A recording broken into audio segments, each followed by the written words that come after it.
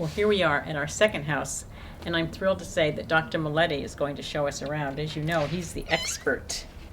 Hi, Dennis. Yes, come on in. Thank you. Dr. Mileti, what a treat to be here. I've always been so impressed with everything you've done for the city of Rancho Mirage, talking about emergency preparedness, particularly on earthquakes. So being in your home is really a treat to find out what you've done. So I'm delighted that you've invited us in to look around. Happy to have you here. Thank you, Dennis. So Dennis, what have you done to be ready? Thanks for asking, Marcia. Before we moved to California, which is our home, we had a conversation that we'd need to get ready for earthquakes. Because I know about earthquakes, and I know we chose to move to a high hazard part of California. And we've put together some plans. I have 5 earthquake preparedness plans. Very impressive. Not one. And I want to explain that our plans are customized to us. Now, what do I mean by customized? It takes into account the characteristics of our home and its propensity or lack thereof to shaking. Mm-hmm. It takes into account the soil type we're built on. It takes into account the earthquake we're going to face and how severe the shaking will be where our home is located. Easy to find that out. And it also takes us into account because we have unique personal characteristics. One, for example, is our age. And our plans need to be different given our age than if we were teenagers. Good point. But beyond that, our plans also need to take into account that we like knickknacks. And so this house is loaded with knickknacks, and we refuse to give them up. So they're customized to that. They're also condition-based. What do I mean by condition-based? We need to get ready for the earthquake. We also need to take into account that there could be fire from the earthquake. We need to take into account that we live in a desert and the earthquake could happen when it's 120 degrees outside, or it might happen when it's 40 degrees at night outside. We need to take into account that it could be raining, particularly with El Nino coming, as well as from time to time we get high wind. And if we're living outside in a tent, we don't want it to blow away. And they're also topic specific. So here are the plans I've got. I've got a plan on supplies and equipment. And I've learned so much from the people here in the desert about supplies and equipment. I have supplies and equipment up the kazoo, and I'll show some of it to you. We also have an event actions plan. What are we going to do when the ground starts shaking? And what are we going to do when it stops? So we're trying to plan our actions that way. We have a damages and injury reduction plan. That is, what can we do to the things in the house to keep us from dying in the earthquake and being injured? Because I know that most of the injuries in California earthquakes come from objects in a house, particularly a house filled with a lot of knickknacks. Well, guess what? I'm one of those. And then we have a lifestyle recovery plan so that doesn't happen accidentally or be determined by forces beyond our control. We want to know how we're going to recover our lifestyle. And then we have a financial plan. So I have those 5 plans. Would you like to see them? Here they are, 16 pages, single-spaced. Very and impressive. I called this my preparedness workbook. And the reason I call it a workbook is I'm always working on it, thinking of new things, so on and so forth. So first, let me just quickly go through the supplies and equipment plan that I have, because that's what most people think of when they think about earthquake preparedness. It's true. So I know that no human being, including me, is going to want to be in a house after this earthquake stops. And so we have 3 tents. I bought a pup tent and then realized we'd probably want a little more space than that. So I bought a second tent and then realized you can't stand up in the second tent. Second tent's great for sleeping, so I bought a cabin-sized tent. In a minute, I'll show you one of my tents. So Dennis, a clarification. So you said you don't want to be inside. Is that because of aftershocks? Is that why you want to be outside after the quake? You better believe it.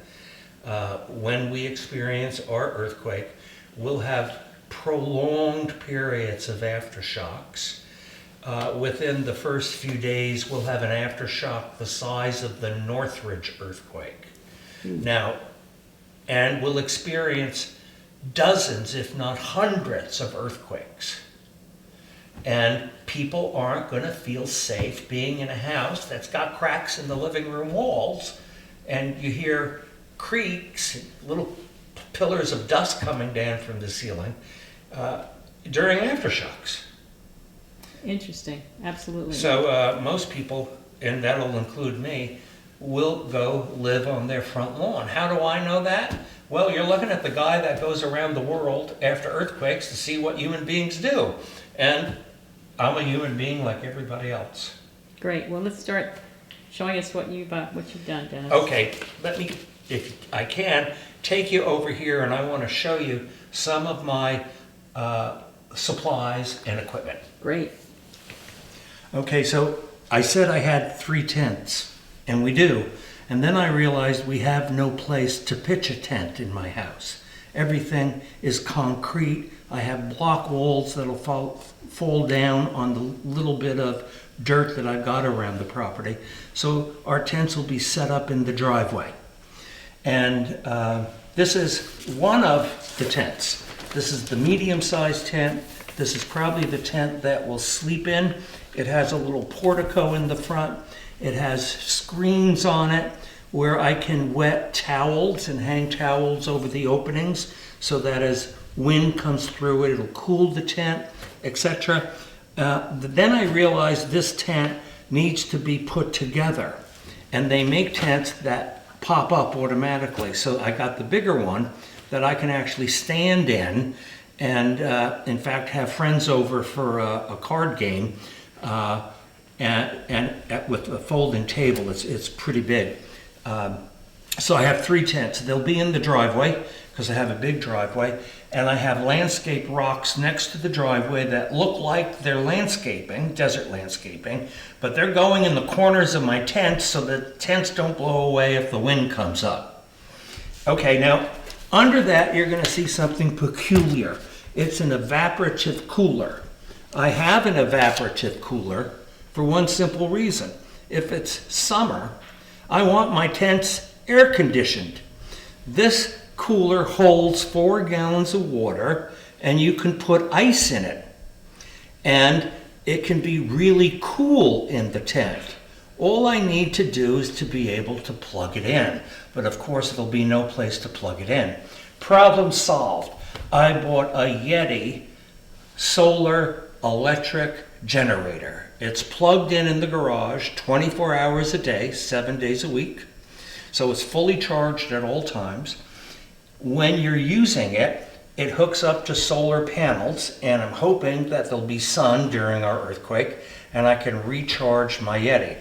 But what that meant was, because I have this solar generator that I can actually locate in the tent if I choose, I can put in a hot plate, I can put in an electric fan, I can put in lights that run on electricity, I can plug in my little portable television in the event that little portable televisions work, I can charge my cell phone. The world opened up when I got the Yeti because now I have electricity. It's not going to be like there hasn't been an earthquake, but I've got electricity. And that doesn't mean I don't have batteries, because I've got a lot of flashlights and other things that require batteries, so I stock up on batteries. Oh, and then one of my favorite things, take a look down here under the batteries. What you're going to see is my portable ice cube maker. That makes ice in 6 minutes. So here's what I plan on doing. because I want to be as comfortable as possible. Our intention is to get through the earthquake, live, and be as comfortable as possible. One of my prime emergency supplies has always been having my cocktail in the evening, and I need ice in order to do that. And if you're willing to just hold on 1 minute, remember when I said my plans are customized to me? That you'll never find this bit of advice on a Red Cross film or brochure. Give me 1 second and I'll be back. This is a cocktail shaker. It's metal. It's not going to break in the earthquake. But if it gets dented bad, I have 3 others. The other thing is food and water. And what I'd like to do now is take you in the kitchen where I've put out some examples of the kind of food and water we've set aside for our personal use. Great. Now let me give you some examples of the supplies for eating and drinking that I have.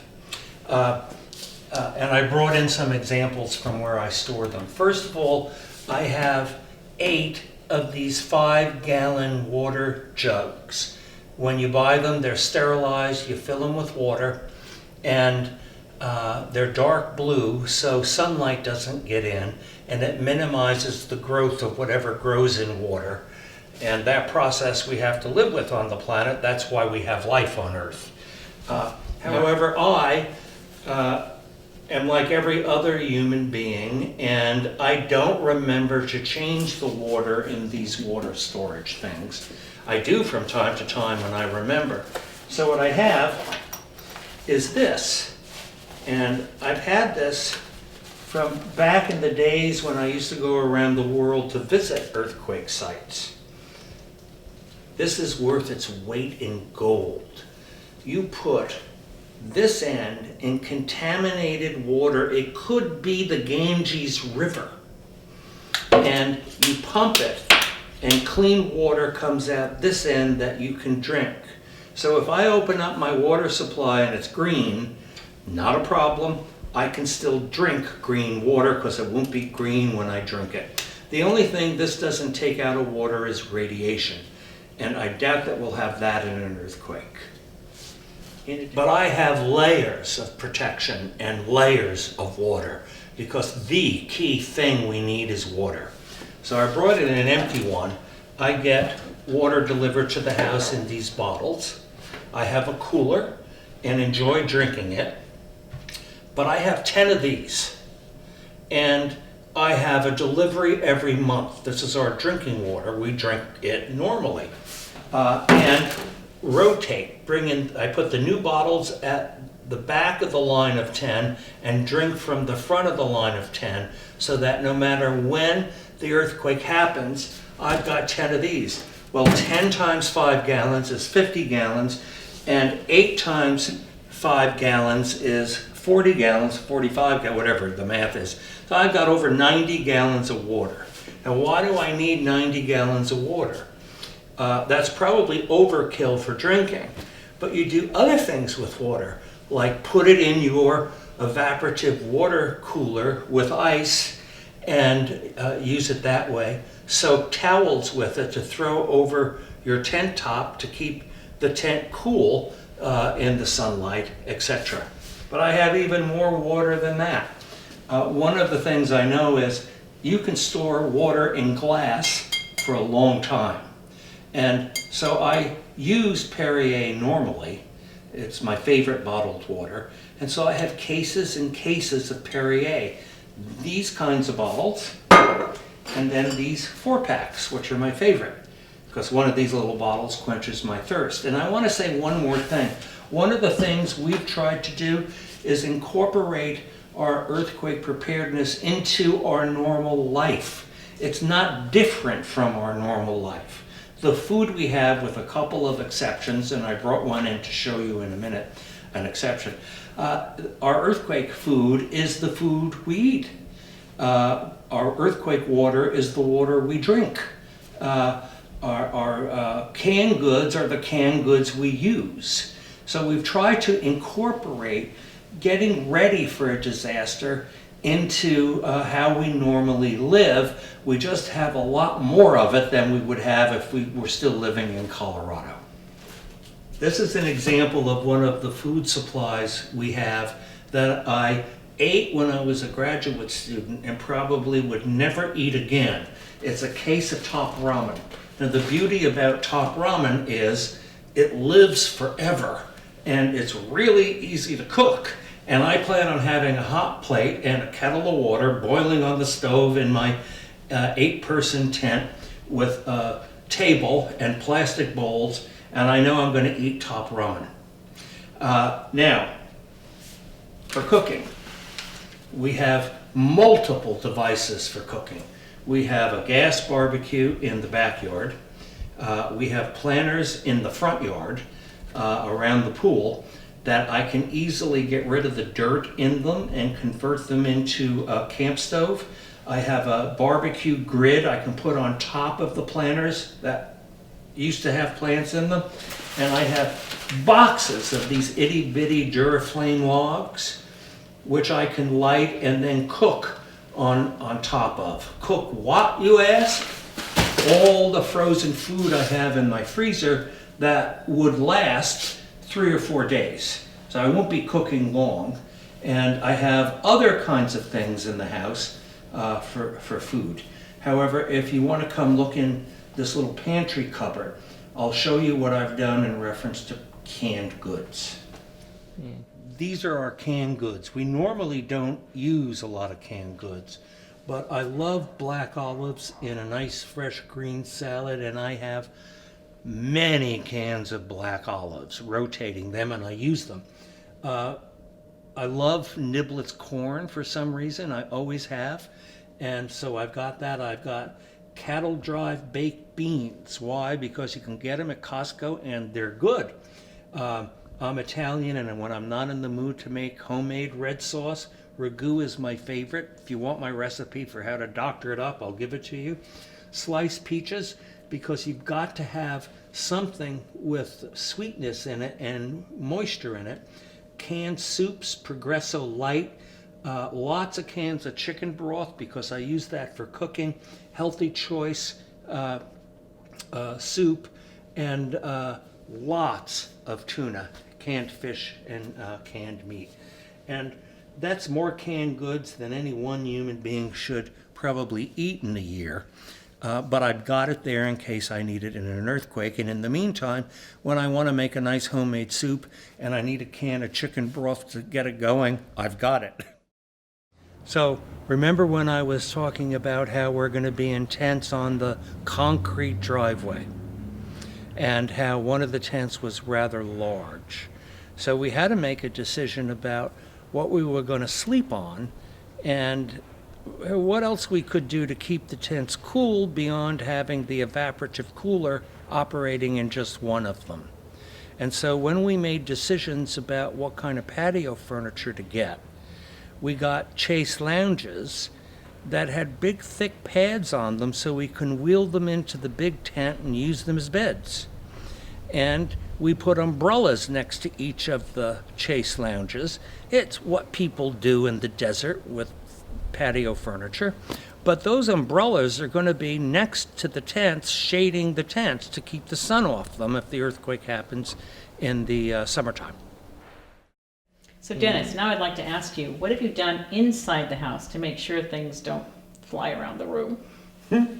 It's an interesting story because I was at a conference and Lucy Jones was there, and I mentioned at a conference table that I hadn't done anything. And she looked at me and her face got frowns on it. And she said, "Dennis, how long have you lived in California?"